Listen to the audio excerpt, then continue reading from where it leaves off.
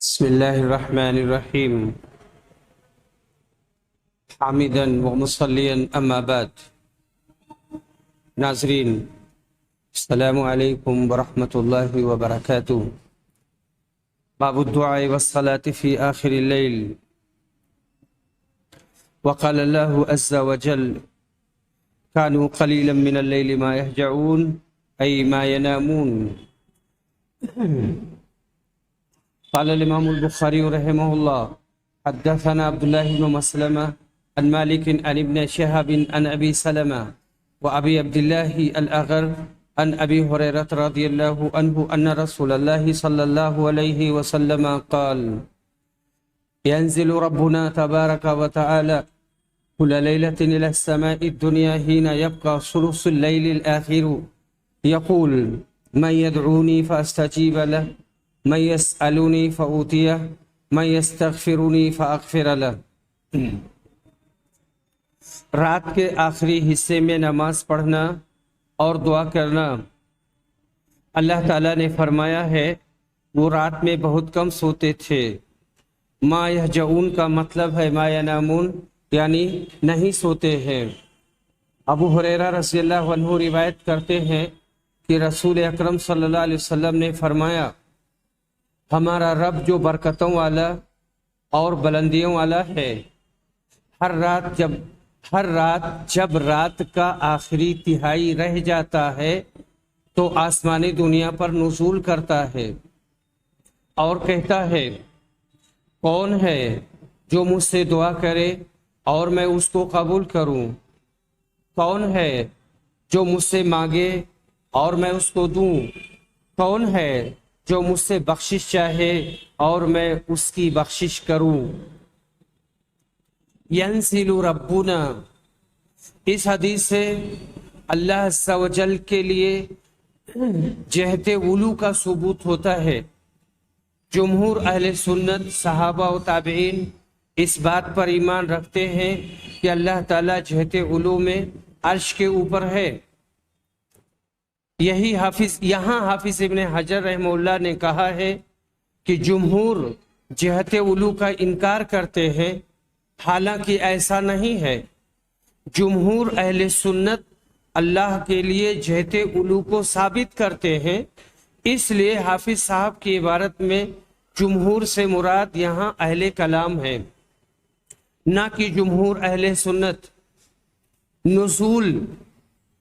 نزول کے معنی میں علماء کا اختلاف ہے۔ حافظ ابن حجر رحمہ اللہ نے علماء کے اقوال کو ذکر کر کے فرمایا ہے کہ اور اسلوب بیان سے یہ معلوم ہوتا ہے اور ان کے اسلوب سے یہ معلوم ہوتا ہے کہ ان کا رجحان تعویل کی طرف ہے، جبکہ علماء سلف صحابہ و تابعین کا عقیدہ یہ ہے کہ اللہ عز و جل کی تمام صفتیں جو کتاب و سنت سے ثابت ہیں ان کو ظاہری معنی پر بغیر کسی تعویل اور تشبیہ کے تسلیم کیا جائے گا۔ یہاں علامہ وحید الزماں رحمہ اللہ نے تیسیر الباری میں ایک حاشیہ لکھا ہے، اسے افادہ کے لیے پیش کیا جا رہا ہے۔ نزول یعنی خود اپنی ذات سے اترتا ہے، جیسے دوسری روایت میں ہے نزول بذاتہ، یہ تعویل کرنا کہ اس کی رحمت اترتی ہے محض فاسد ہے، علاوہ اس کے کہ اس کی رحمت اتر کر آسمان تک رہ جانے سے ہم کو فائدہ ہی کیا ہے۔ اسی طرح یہ تعویل کہ ایک فرشتہ اس کا اترتا ہے، یہ بھی فاسد ہے، کیونکہ فرشتہ یہ کیسے کہہ سکتا ہے کہ جو کوئی مجھ سے دعا کرے میں قبول کروں گا، گناہ بخش دوں گا۔ دعا قبول کرنا یا گناہوں کا بخشنا خاص پروردگار کا کام ہے۔ اہل حدیث نے اس قسم کی حدیثوں کو جن میں صفات الہی کا بیان ہوا ہے بدل و جان قبول کیا ہے اور ان کو اپنے ظاہری معنی پر محمول رکھا ہے، مگر یہ اعتقاد رکھتے ہیں کہ اس کی صفات مخلوق کی صفات کے مشابہ نہیں ہے۔ تیسیر الباری۔ باب من نام اول اللیل واحیا آخرہ وقال سلمان لأبي الدرداء رضي الله عنهما نم فلما كان من آخر الليل قال قم قال النبي صلی اللہ علیہ وسلم صدق سلمان. جو شخص رات کے شروع میں سوئے اور رات کے آخر میں جاگے. سلمان فارسی نے ابو دردہ سے کہا تھا سو جاؤ. جب رات کا آخری حصہ آیا تب ان سے کہا اب قیام کرو. نبی صلی اللہ علیہ وسلم نے کہا سلمان نے ٹھیک کہا اور سچ فرمایا. ابو الاسود روایت کرتے ہیں کہتے ہیں کہ میں نے عائشہ سے پوچھا کہ نبی صلی اللہ علیہ وسلم کی تہجد کی نماز کیسے ہوتی تھی. کہتی ہیں کہ آپ رات کے پہلے حصے میں سوتے تھے اور آخری حصے میں اٹھتے تھے اور نماز پڑھتے تھے، پھر اپنے بستر پر پلٹ جاتے تھے. جب مؤذن اذان دیتا تھا تو آپ اچھل کر بیٹھ جاتے تھے. اگر آپ کو حاجت ہوتی تھی تو آپ غسل کرتے تھے، ورنہ آپ وضو کر کے اور نماز کے لیے نکل جاتے تھے. فَإِنْ كَانَتْ بِهِ حاجہ کا ایک معنی یہ بھی کیا گیا ہے کہ اگر آپ کو بیوی کی ضرورت ہوتی تھی تو اس سے جمع کرتے تھے، ضرورت پوری کرتے، اس کے بعد میں غسل فرماتے، غسل کر کے پھر مسجد جاتے تھے. باب قیام النبی صلی اللہ علیہ وسلم باللیل فی رمضان وغیرہ. نبی صلی اللہ علیہ وسلم کا رمضان اور غیر رمضان میں قیام کرنا اور تہجد پڑھنا. ابو سلمہ بن عبد الرحمن کہتے ہیں کہ انہوں نے حضرت عائشہ سے پوچھا کہ رسول صلی اللہ علیہ وسلم رمضان کے مہینے میں کتنی رکعتیں پڑھتے تھے. انہوں نے جواب میں کہا کہ رسول صلی اللہ علیہ وسلم رمضان اور غیر رمضان میں 11 رکعت سے زیادہ نہیں پڑھتے تھے. پہلے 4 رکعت پڑھتے، اتنی اچھی اور اتنی لمبی کہ مت پوچھو. اس کے بعد پھر 4 رکعت پڑھتے، اتنی اچھی اور اتنی لمبی کہ مت پوچھو، بیان سے باہر ہے کتنی شاندار پڑھتے تھے. اس کے بعد پھر 3 رکعت وتر کی پڑھتے. عائشہ رضی اللہ عنہا کہتی ہیں میں نے کہا اللہ کے رسول آپ وتر پڑھنے سے پہلے سو جاتے ہیں. نبی اکرم نے فرمایا عائشہ میری دونوں آنکھیں سوتی ہیں پر دل نہیں سوتا، دل جاگتا ہے. تراویح، قیام رمضان، قیام اللیل اور تہجد رمضان کے مہینے میں سب ایک ہی نماز کے مختلف نام ہیں. رمضان کے مہینے میں تراویح اور تہجد 2 الگ الگ نمازوں کے نام نہیں ہیں، اس لیے کہ کسی صحیح یا ضعیف حدیث سے یہ ثابت نہیں ہے کہ رسول صلی اللہ علیہ وسلم نے رمضان کے مہینے میں 2 نمازیں پڑھی ہوں، جن میں ایک کا نام تراویح اور دوسری کا نام تہجد ہو. سال کے باقی مہینوں میں جس نماز کا نام تہجد ہے، رمضان میں اسی نماز کا نام تراویح ہے. ہاں، بعض شارحین نے تراویح و تہجد میں اس طرح فرق کیا ہے کہ رات کے اول حصہ میں جماعت کے ساتھ جو نماز پڑھی جائے گی وہ تراویح ہے، اور رات کے آخری حصہ میں جو نماز تنہا پڑھی جائے گی وہ تہجد ہے. لیکن صاحب مرعات شیخ الحدیث عبید اللہ مبارک پوری رحمہ اللہ نے اس تفریق پر کو قبول نہیں کیا ہے. اس پر انہوں نے تأمل کا اظہار کیا ہے. تراویح ترویحہ کی جمع ہے، اس کا معنی ہے آرام کرنا. رمضان کے مہینے میں اس نماز کو تراویح اس لیے کہتے ہیں کہ ہر 2 رکعت یا ہر 4 رکعت پر کچھ دیر آرام کر لیتے ہیں. میرات المفاتیح مبارک پوری جلد نمبر 4 صفحہ نمبر 311.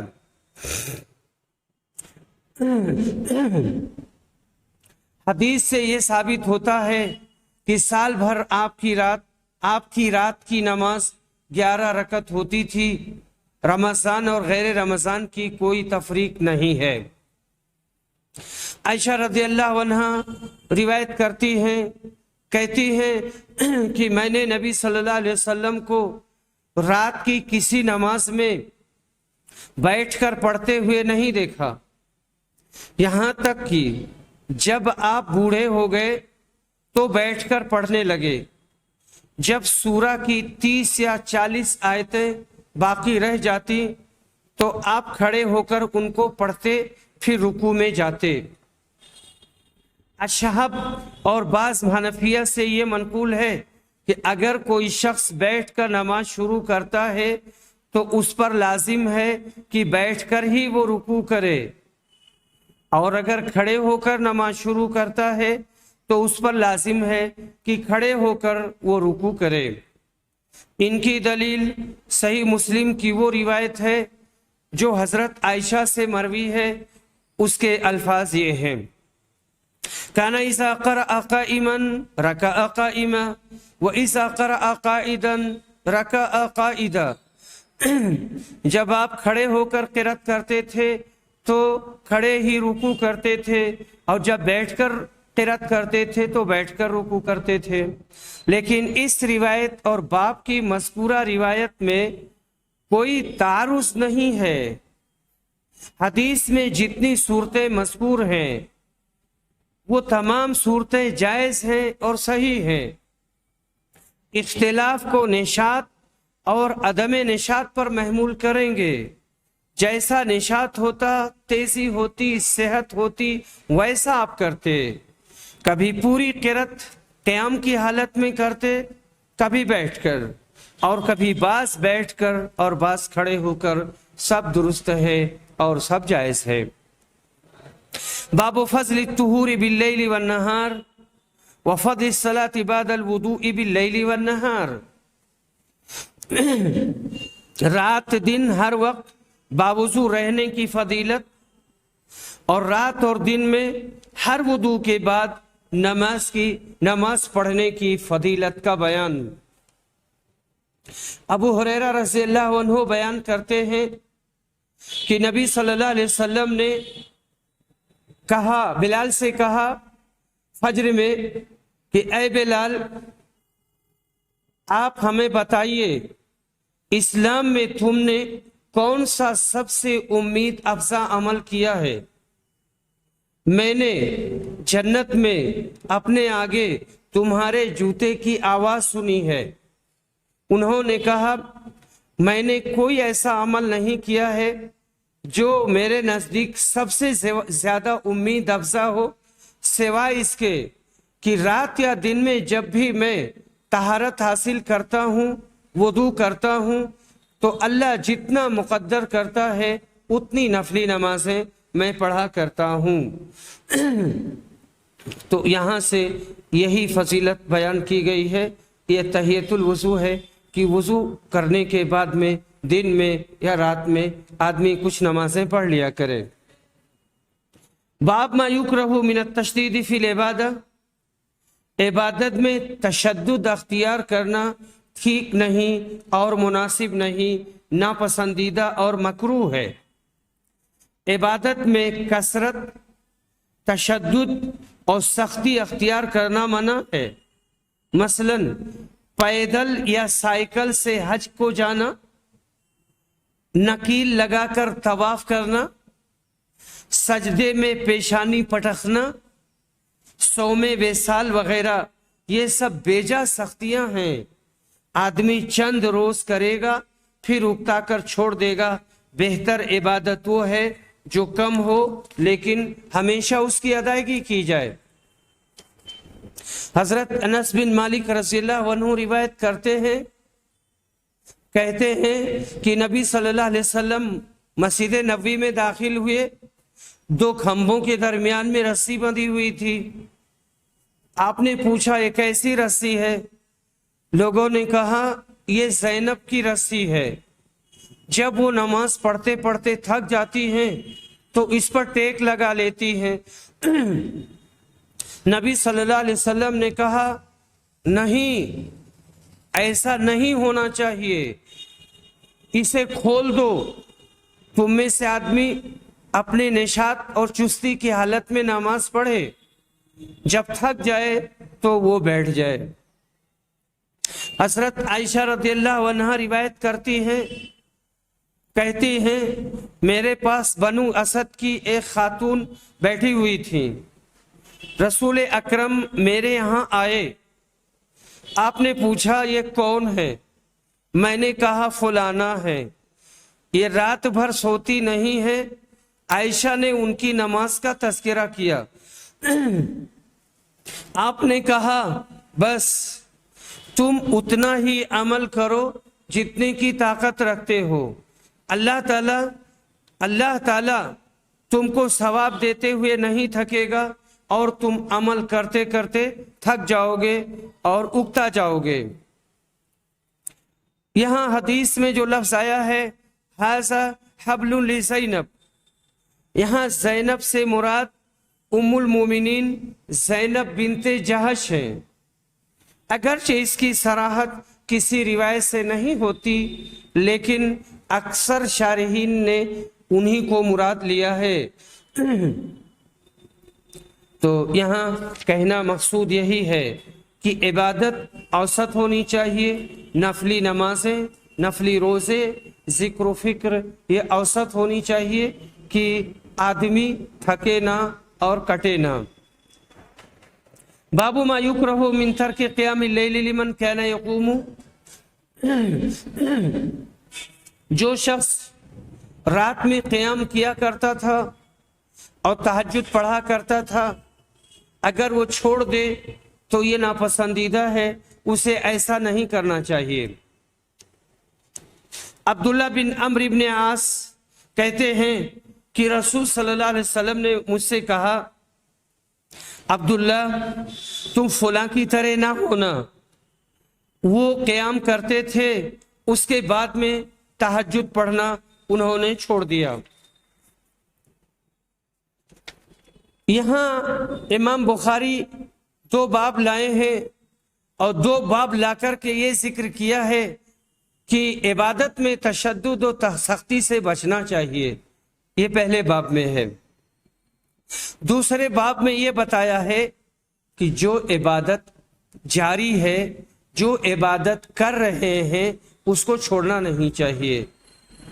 دونوں کا حاصل یہ نکلا کہ کی جانے والی عبادت پر مداومت اور پابندی جاری رہنی چاہیے، اور اس کا طریقہ یہ ہے کہ عبادت میں درمیانہ روی اختیار کریں، نہ افراط اور نہ تفریط، نہ تشدد اور نہ ترک۔ تو ایسی صورت میں آدمی عبادت بھی زیادہ کر لے جائے گا اور تھکے گا بھی نہیں، اور اگر چھوڑ دیتا ہے تو باعث مذمت بھی نہیں ہوگا۔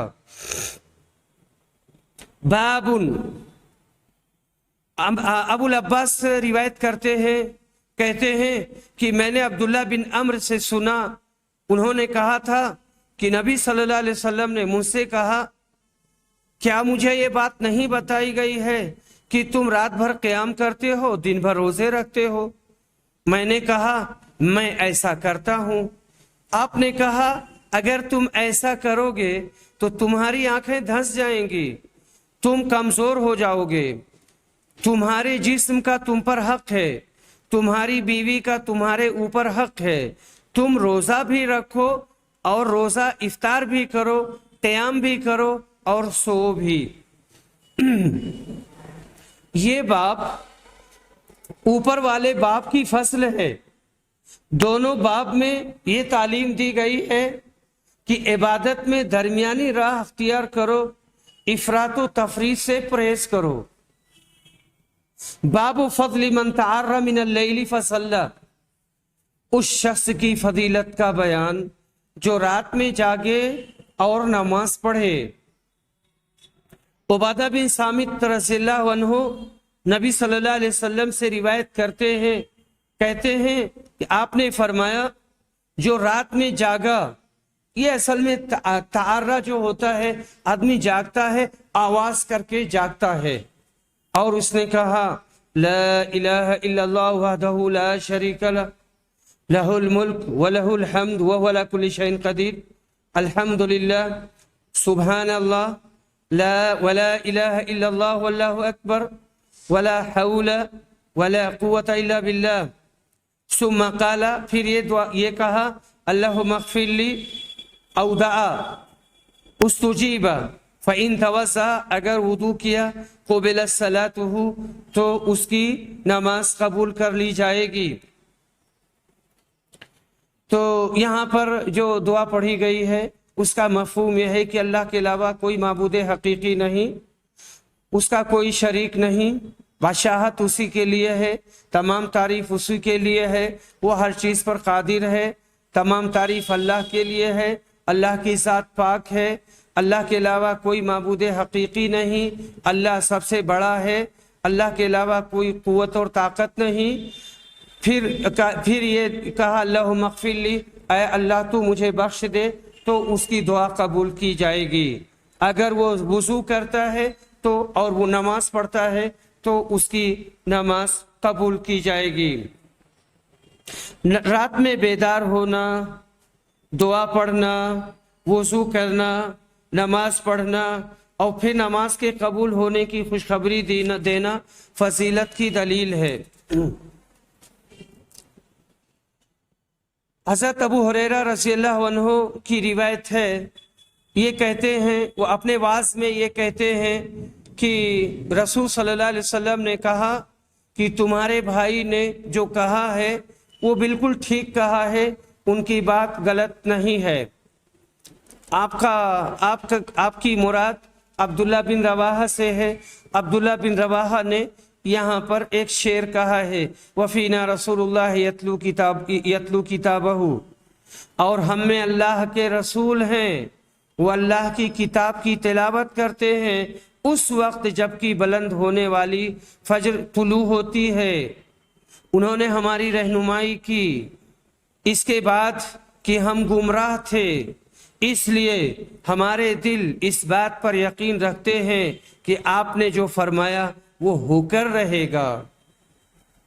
وہ اس حال میں رات گزارتے ہیں کہ اپنا پہلو بستر سے دور رکھتے ہیں اس وقت جبکہ مشرکوں پر بستر چھوڑنا اور اس سے الگ ہونا بھاری ہوتا ہے۔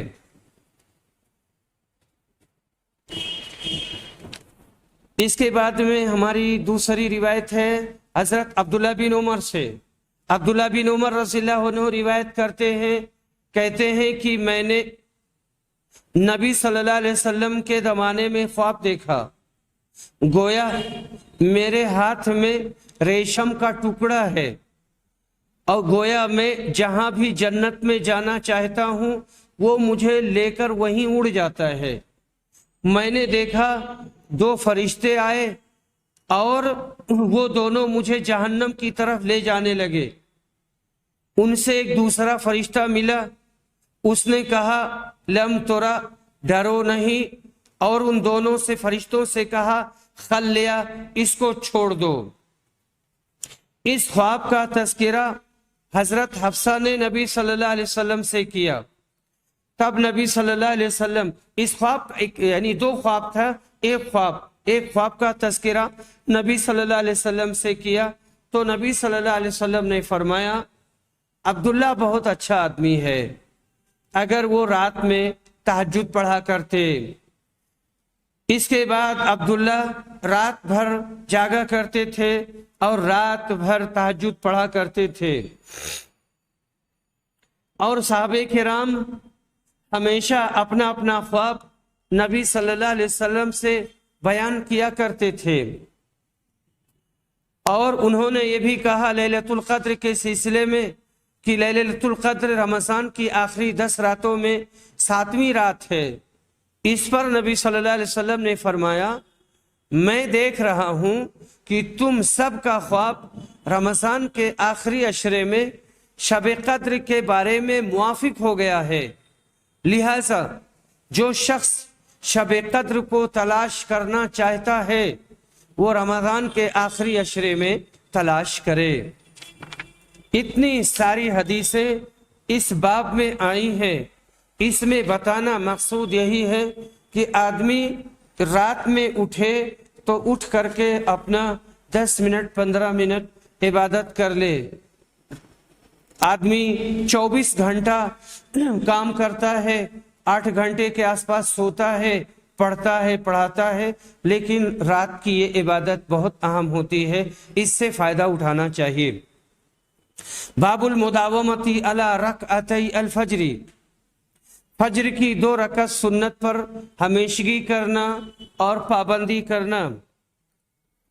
عائشہ رضی اللہ عنہا روایت کرتی ہیں، کہتی ہیں کہ نبی صلی اللہ علیہ وسلم عشاء کی نماز پڑھتے تھے، اس کے بعد پھر 8 رکعت تہجد پڑھتے تھے اور 2 رکعت بیٹھ کر آپ ادا کرتے تھے اور 2 رکعت دونوں اذان کے بیچ میں پڑھا کرتے تھے۔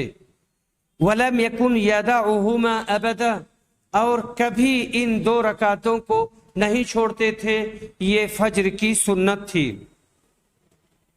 نبی صلی اللہ علیہ وسلم فجر کی سنت پابندی کے ساتھ پڑھتے، سفر ہو یا حضر، فجر کی سنت کبھی نہیں چھوڑتے تھے۔ یہاں پر ایک تنبیہ ہے اور قاعدہ بیان کیا گیا ہے کہ قاعدہ یہ ہے کہ مستقبل میں تاکید کے لیے ابداً لاتے ہیں اور ماضی میں تاکید کے لیے قطو لاتے ہیں، لیکن یہاں خلاف قاعدہ ماضی کی تاکید کے لیے ابداً لایا گیا ہے۔ اور اس کے بعد میں یہ مسئلہ بیان کیا گیا ہے جو بڑا اہم ہے اور عام طور سے لوگوں نے چھوڑ دیا ہے، وہ یہ کہ فجر کی سنت پڑھنے کے بعد میں داہنے کروٹ لیٹ جانا، چاہے گھر میں ہو یا مسجد میں، دونوں جگہ لیٹنا ثابت ہے اور سنت ہے۔ باب الزیجتی علی الشق الایمنی بعد رکعتی الفجر، فجر کی 2 رکعت سنت کے بعد داہنے پہلو پر لیٹنا۔ حضرت عائشہ رضی اللہ عنہا روایت کرتی ہیں، کہتی ہیں کہ نبی صلی اللہ علیہ وسلم جب فجر کی سنت پڑھ لیتے تھے تو دائیں پہلو پر لیٹ جاتے۔ فجر کی سنت کے بعد لیٹنے کے مسئلہ میں علماء کا اختلاف ہے۔ ابن حزم نے اس کو واجب کہا ہے، ابن العربی کہتے ہیں کہ یہ لیٹنا تہجد پڑھنے والوں کے لیے خاص ہے۔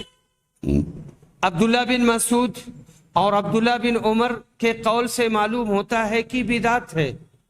صاحب تحفہ نے اس مسئلہ میں 5 اقوال پیش کیے ہیں، اخیر میں کہتے ہیں کہ راجح قول یہ ہے کہ سنت فجر کے بعد لیٹنا بطریق استحباب مشروع ہے، تو اس کو زندہ رکھنا چاہیے اور اس پر عمل کرنا چاہیے تاکہ ثواب بھی ملے، سنت کی ادائیگی بھی ہو اور لوگ جانے کہ ہاں ایسا بھی کرنا چاہیے۔ باب من تحدث بعد الرکعتین ولم یستجب، اگر کوئی فجر کی سنت کے بعد بات کرے اور نہ لیٹے تو یہ درست ہے اور جائز ہے۔ حضرت عائشہ رضی اللہ عنہا بیان کرتی ہیں کہ نبی صلی اللہ علیہ وسلم جب فجر کی سنت پڑھ لیتے تھے تو اگر میں جاگتی تو آپ ہم سے بات کرتے اور نہ جاگتی تو آپ لیٹ جاتے، یہاں تک کہ آپ کو نماز کے بارے میں بتایا جاتا۔ یہاں جو اعراب لگا ہوا ہے یؤذن، حتی یؤذن بالصلاۃ، یہاں تک کہ آپ کو نماز کے بارے میں خبر دی جاتی۔ یؤذن کے معنی ہوتے ہیں اذان دینا، تو اذان تو ہو ہی چکی ہے، اب اس ایک اذان کے بعد دوسری اذان کوئی معنی نہیں رکھتا ہے، یہاں یؤذن ہے۔ بخاری کے کئی مترجمین نے اس کا ترجمہ یؤذن سے کیا ہے، یعنی اذان دی جاتی، اور وہ صریح غلط ہے۔ یؤذن آپ کو خبر دیا جاتا اور آپ کو بتایا جاتا کہ نماز کا وقت ہو گیا ہے۔ باب الحدیث بعد رکعتي الفجر फज्र की सुन्नत के बाद बात करना। आयशा रज़ियल्लाहु अन्हा बयान करती हैं कि नबी सल्लल्लाहु अलैहि वसल्लम 2 रकत पढ़ते थे। अगर मैं जागती तो आप हमसे बात करते, वरना आप भी लेट जाते। मैंने सुफियान से कहा कि बाज लोग रकातई अल-फज्र के बारे में रिवायत करते हैं। कहा कि वो वही है, यानी चाहे कहो रकातैन या रकातई अल-फज्र, रकातैन या रकातई अल-फज्र, ये दोनों का माना एक है। इमाम बुखारी ने इस बाब से ये साबित किया कि फज्र की सुन्नत और फर्ज के दरमियान बातचीत करनी जायज़ है, मकरूह नहीं है, जैसा कि बास लोगों का कहना है। बाब ताहुदी रकातई अल-फज्री व मन सम्माहुमा ततव्वअ, फज्र की 2 रकातों की हिफाजत करना और इनकी पाबंदी करना और उनका बयान जो इसे ततव्वु कहते हैं, यानी नफिल। आयशा रज़ियल्लाहु अन्हा कहती हैं कि नबी सल्लल्लाहु अलैहि वसल्लम नवाफिल में फज्र की 2 रकातों से ज्यादा एहतिमाम और हिफाजत किसी की नहीं करते थे। तो जितनी सुन्नतें मुअक्कदा हैं उनमें सुन्नत फज्र की ताकीद ज्यादा है, मगर इसके बावजूद वो वाजिब नहीं है। बाप की हदीस में इसको नफिल में शुमार किया गया है, तो इसको नफिल कहने में भी कोई हरज नहीं है, लेकिन ये सुन्नत है और सुन्नत मुअक्कदा है। बाबू मा युक़रअ फी रकातई अल-फज्री, फज्र की सुन्नत में क्या पढ़ी जाए। रसूल सल्लल्लाहु अलैहि वसल्लम रात में 13 रकत तहज्जुद पढ़ते थे। फिर जब अजान हो जाती थी फज्र की तो 2 हल्की रकत पढ़ते थे, और ये 2 हल्की रकत सुन्नत की हुआ करती थी। आयशा रज़ियल्लाहु अन्हा बयान करती हैं, कहती हैं कि नबी सल्लल्लाहु अलैहि वसल्लम फज्र से पहले 2 हल्की रकत पढ़ते थे। यहाँ तक कि मैं कहती कि क्या आपने सूरे फातिहा पढ़ी है, यानी इतनी हल्की आप पढ़ा करते थे। फज्र की सुन्नत में कुरान करीम की क़िरात होगी या नहीं, इसमें उलमा ने इख्तिलाफ किया है। चुनांचे इब्राहिम इब्ने उलैया और अबू बकर असम कहते हैं कि फज्र की सुन्नत में क़िरात नहीं की जाएगी। इमाम बुखारी ने ये बाब कायम करके इस बात की तरफ इशारा किया है कि कुरान की क़िरात ज़रूरी है। बाब में 2 हदीस जिक्र की गई है और दोनों हजरत आयशा से मरवी हैं। बाब की हदीस से ये तो नहीं पता चलता कि कौन सूरा पढ़ी जाएगी, लेकिन दोनों हदीसों से साफ हो जाता है कि क़िरात की जाएगी, लेकिन बहुत हल्की फुल्की की जाएगी। यहाँ तक कि इमाम मालिक सिर्फ सूरे फातिहा पढ़ने के कायल हैं, लेकिन इब्ने माजा ने हजरत आयशा से रिवायत किया है। इससे मालूम होता है कि फज्र की सुन्नत में रसूल सल्लल्लाहु अलैहि वसल्लम कुल या अय्युहल काफिरून और कुल हुवल्लाहु अहद की सूरा पढ़ते थे। इसी के कायल हैं इमाम शाफई और जुमहूर उलमा। बाबू मा जाअ फी ततव्वुइ मसना मसना, नफली नमाज 2-2 रकत करके पढ़ना। काला मोहम्मद वयुस्करु ज़ालिका अन अम्मारिन व अबी ज़र, इमाम बुखारी कहते हैं कि ऐसा ही मनकूल है अम्मार, अबू ज़र, अनस, जाबिर बिन ज़ैद, इक्रिमा और ज़ुहरी से। और यहया बिन सईद अंसारी ने कहा, हमने तो अपने शहर मदीना के फ़क़हा को ऐसे ही पाया है कि दिन की नफिल नमाज में हर 2 रकत पर सलाम फेर देते थे। और उसके बाद में अब्दुर्रहमान बिन अबिल ममाली ने बयान किया, इन्होंने मोहम्मद बिन मुनकदिर से, इन्होंने जाबिर बिन अब्दुल्ला से, इन्होंने कहा कि रसूल सल्लल्लाहु अलैहि वसल्लम हमको हर काम में इस्तिखारा सिखाया करते थे, जैसे हमको कुरान की कोई सूरत सिखाते। आप कहते, जब तुम में से कोई किसी काम का इरादा करे तो वो फर्ज के अलावा 2 रकत नफिल पढ़े, फिर ये दुआ کرے اللہم انی استخیرک، یہ پہلے میں دعا پڑھتا ہوں اور اس کے بعد میں پھر اس کا ترجمہ کرتا ہوں۔ اللہم انی استخیرک بعلمک واستقدرک بقدرتک واسألک من فضلک العظیم فإنک تقدر ولا اقدر وتعلم ولا اعلم وانت علام الغیوب۔ اللہم ان كنت تعلم ان هذا الامر خیر لی فی دینی ومعاشی وعاقبت امری او قال عاجل امری وآجلہ فاقدره لی ويسره لي ثم بارك لي فيه وإن كنت تعلم أن هذا الأمر شر لي في ديني ومعاشي وعاقبة أمري أو قال في عاجل أمري وآجله فاصرفه عني واصرفني عنه واقدر لي الخير حيث كان ثم أرضني به قال ويسمي حاجته۔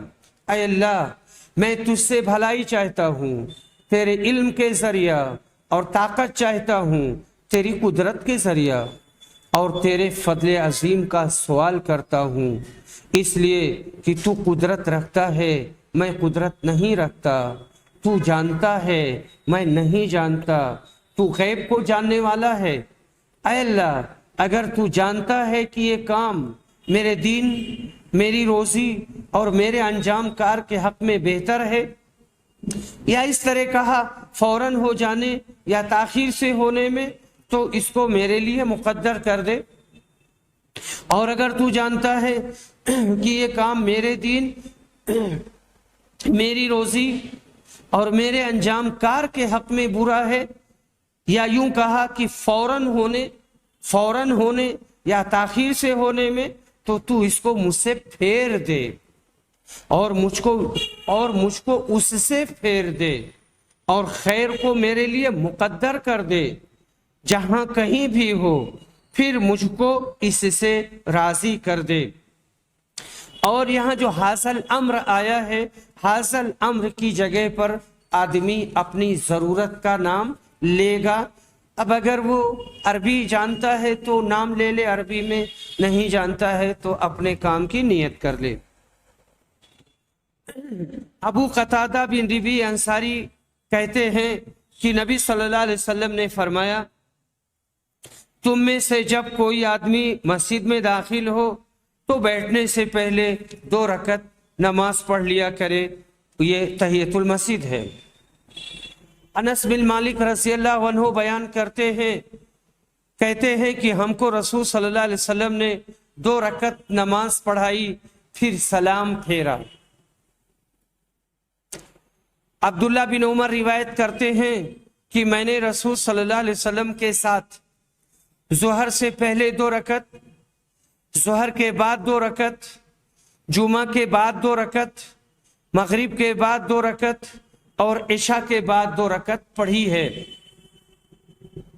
جابر بن عبداللہ کہتے ہیں کہ رسول صلی اللہ علیہ وسلم نے فرمایا، اور آپ خطبہ دے رہے تھے کہ جمعے سے جب کوئی آدمی مسجد میں آئے اور امام خطبہ دے رہا ہو، یا یہ کہ وہ نکل چکا ہو، تو وہ 2 رکعت نماز پڑھ لے۔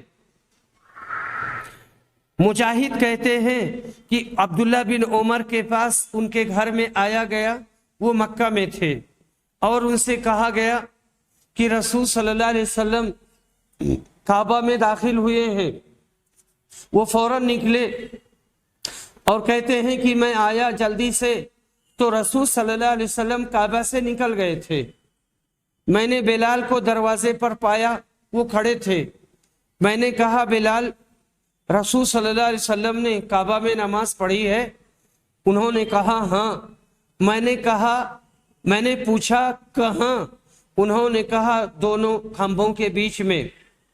ثم خرج، پھر نکلے، رسول صلی اللہ علیہ وسلم نکلے اور کعبہ کے باہر سامنے 2 رکعت نماز پڑھی۔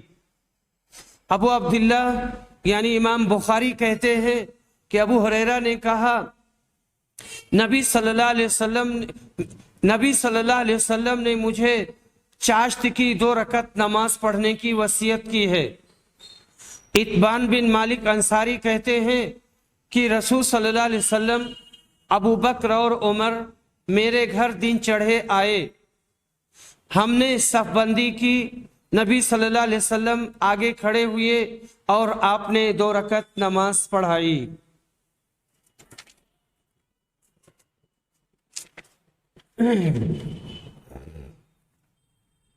इसके बाद में फर्ज नमाज के बाद नफिल पढ़ना और सुन्नत पढ़ना।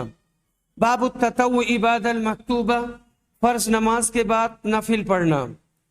अब्दुल्ला बिन उमर बयान करते हैं, कहते हैं कि मैंने नबी सल्लल्लाहु अलैहि वसल्लम के साथ ज़ोहर से पहले 2 रकत, ज़ोहर के बाद 2 रकत, मगरिब के बाद 2 रकत, ईशा के बाद 2 रकत, जुमा के बाद 2 रकत पढ़ी है। लेकिन मगरिब और ईशा की सुन्नत आप अपने घर में पढ़ते थे। और अब्दुल्ला कहते हैं कि मुझसे मेरी बहन हजरत हफ्सा ने बताया कि नबी सल्लल्लाहु अलैहि वसल्लम फज्र तुलू होने के बाद 2 रकत हल्की फुल्की पढ़ा करते थे, और ये ऐसा वक्त होता था कि उस वक्त में आपके पास कोई नहीं जाता था। बाबु मन लम यततव्व बअदल मकतूबा, फर्ज के बाद अगर कोई आदमी सुन्नत ना पढ़े तो ये दुरुस्त है और जायज है। इब्न अब्बास बयान करते हैं, कहते हैं कि मैंने रसूल सल्लल्लाहु अलैहि वसल्लम के साथ 8 रकत नमाज पढ़ी है और 7 रकत नमाज पढ़ी है। मैंने कहा, ऐ अबू शासा, मेरा ख्याल है कि ज़ोहर को मुअख्खर किया होगा और असर को मुअज्जल यानी पहले किया होगा, और ईशा को पहले किया होगा और मगरिब को मुअख्खर किया होगा। उन्होंने कहा, व अना अदुन्नुहु, मैं भी यही ख्याल करता हूँ और मैं भी यही समझता हूँ। आपने 8 और 7 रकत पढ़ी, इसका मतलब ये हुआ कि फर्ज के बाद सुन्नत नहीं पढ़ी। 8 यानी ज़ोहर 4 और असर 4। फिर उसके बाद में जब दिन डूबा तो 3 रकत मगरिब की और 4 रकत ईशा की। यही यहाँ कहना चाहते हैं कि फर्ज नमाज के आगे पीछे जो सुन्नतें हैं, अगर कोई उनको नहीं पढ़ता है तो इसमें कोई हर्ज की बात नहीं है। बाबू सलाती दुहा फी सफर, सफर में चाश्त की नमाज पढ़ना। मुअर्रिख बयान करते हैं, कहते हैं कि मैंने इब्ने उमर से पूछा, क्या आप चाश्त की नमाज पढ़ते हैं? उन्होंने कहा नहीं। मैंने कहा कि उमर? उन्होंने कहा नहीं। मैंने पूछा अबू बकर? उन्होंने कहा नहीं। मैंने कहा नबी सल्लल्लाहु अलैहि वसल्लम? उन्होंने कहा मैं समझता हूं कि नहीं। इसके बाद में अब्दुर्रहमान बिन अबी लैला की रिवायत है, वो कहते हैं कि हमसे किसी ने ये नहीं बयान किया कि उसने नबी सल्लल्लाहु अलैहि वसल्लम को चाश्त की नमाज पढ़ते हुए देखा है, सिवाय उम्मे हानी के। ये कहती हैं कि नबी सल्लल्लाहु अलैहि वसल्लम इनके घर में आए थे फतेह मक्का के दिन और गुस्ल किया था और 8 रकत नमाज पढ़ी थी। मैंने इससे हल्की नमाज कभी नहीं देखी, अलबत्ता रुकू और सजदा अच्छे ढंग से करते थे और ठीक ठाक करते थे। कई जगह ये बात गुजर चुकी है कि जहाँ तखफीफ सलात की बात आती है उससे मकसूद किरत की तखफीफ होती है। बाकी जो अरकान होते हैं अपनी जगह पर वैसे ही किए जाते हैं, यानी रुकू है और सजदा वगैरह है। बाप के अंदर 2 हदीस लाई गई है। अब्दुल्ला बिन उमर की हदीस से चाश्त की नमाज की नफी हो रही है और उम्मे हानी की हदीस से इस बात हो रहा है। दोनों हदीसों में बज़ाहिर तारुज़ है। तदबीक की सूरत ये हो सकती है, नंबर 1, जिस हदीस में नफी है उसको अदम रूयत पर महमूल करे, और अदम रूयत अदम वुकू की दलील नहीं है, यानी जिन्होंने देखा नहीं तो इस बात की दलील नहीं है कि वो हुआ नहीं है। عبداللہ بن عمر کی دوسری بات، عبداللہ بن عمر کی حدیث میں تردد ہے کہ آپ نے چاشت کی نماز پڑھی یا نہیں، لیکن حضرت انس کی روایت جس کو احمد نے روایت ذکر کیا ہے اس میں جزم ہے کہ آپ نے سفر میں چاشت کی نماز پڑھی ہے۔ الفاظ یہ ہیں، رأیت رسول اللہ صلی اللہ علیہ وسلم صلی فی السفر صبحۃ الضحیٰ 8 رکعات، کہ میں نے رسول صلی اللہ علیہ وسلم کو سفر میں دیکھا ہے، آپ نے چاشت کی نماز 8 رکعت پڑھی تھی۔ امام بخاری اس باب سے یہ بتانا چاہتے ہیں کہ یقین کو تردد سے رد نہیں کیا جا سکتا، لہذا باب کا مقصود یہ ہوگا کہ سفر میں چاشت کی نماز پڑھی جا سکتی ہے۔ ام ہانی کی حدیث سے بھی اس کی تائید ہوتی ہے اور اس کا اثبات ہوتا ہے۔ تیسری بات، عبداللہ بن عمر کی نفی کو خاص صفت پر محمول کر لیا جائے، یعنی عبداللہ بن عمر نے اس شخص کے لیے انکار کیا ہے جو چاشت کی نماز کو مسجد یا جماعت کے ساتھ خاص مانتا ہے، اور اگر کوئی اپنے گھر میں پڑھے تو کوئی انکار نہیں ہے۔ چوتھی بات اور آخری بات، باب کی ایک حدیث سے نفی معلوم ہوتی ہے اور ایک حدیث سے اس بات کو نفی پر ترجیح حاصل ہے، اس بات ہمیشہ مقدم ہوتا ہے، اس لیے امام بخاری نے ترجمۃ الباب میں بطور ترجیح اس بات کو اختیار کیا۔ وآخر دعوانا الحمد للہ رب العالمین۔